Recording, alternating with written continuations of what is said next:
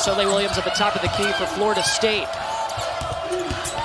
Into the paint, the dish off, over to the other side to Panya Davis. Somebody who's had 7 games without a turnover, that's what you have to have in this one. Up ahead to Foster, Walker with the assist. Erica Moon trying to cook. Kicks back over to Termes.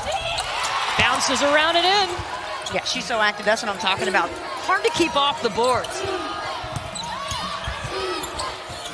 Soleil, that ends a 10-0 run by Georgia Tech. Fans have heard me say this before, but Soleil with the Olay. Ooh, off one leg too.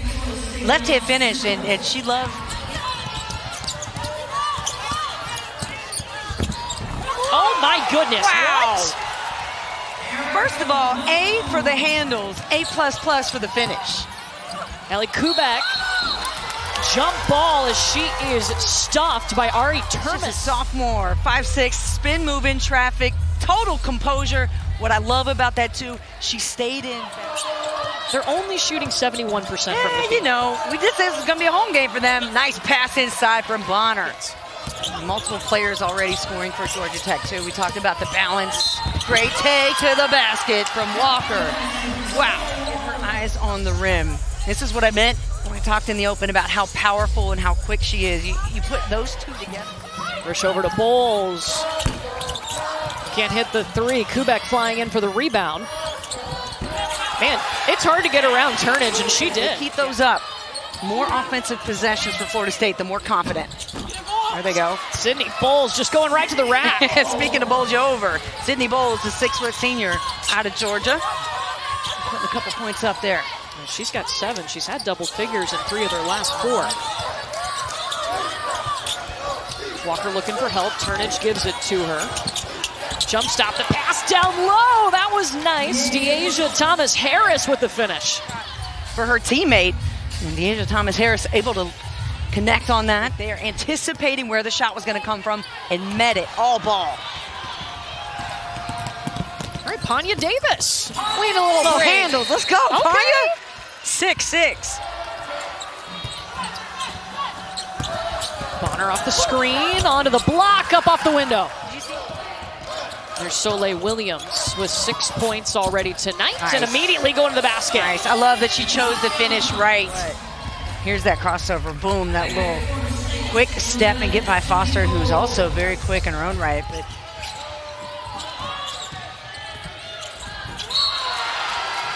and Talea Walker finding her way on the baseline, opportunity for a 3-point play. And just a dribble or two, explosive, takes the right angle, and Snoop Turnage. Erica Moon, get you some. Terrific decision. You got to know when to be selfish, when to dish it. Kara Blair talks about her decision making, her command of the game, and you feel it. You feel her leadership when she's got the ball. Good strong take. Yeah, she was not going to be denied. No way. Straight up defense from Foster. And this is what I look, just a little tough face afterwards. Not intimidation, just they've been able to really force Georgia Tech into passing the ball around the exterior. They've had trouble getting inside until now. Talea Walker.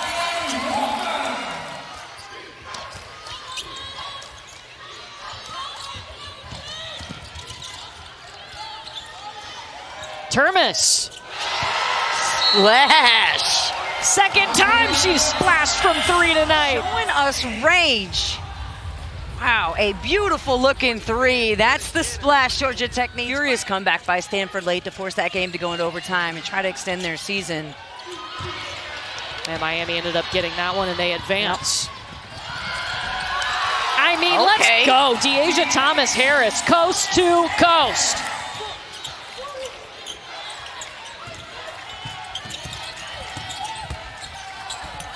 Walker got around Kubik. Goodness. Whoa. How did she keep her balance? 3. She takes it baseline. Look at handling that corner underneath there over Kubik. Great Georgia Tech. Yeah, they have yet to kind of go on that streak, that hot run, get 2 or 3 stops in a row. Foster's a big reason for that. I can't believe the ball handling we just witnessed right there through traffic. How about that? My goodness, is she so good.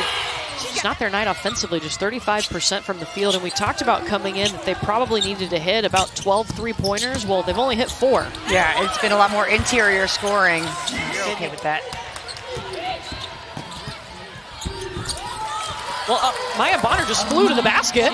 She did. She gave a little hezzy dribble and then took off. And they're able to come to the ACC tournament and start it off hot and have held on to this lead. I don't know how she finds the angles and the space she does. 17 points now for Erica Moon. It's just the 6th time this season she's been in double figures. Well, maybe we can ask her in the postgame. You bet we will. Definitely been buy-in despite the statistics and the record for this team. But here in Duluth, just 30 minutes away from their home, Georgia Tech is going to be advancing. A first ACC tournament win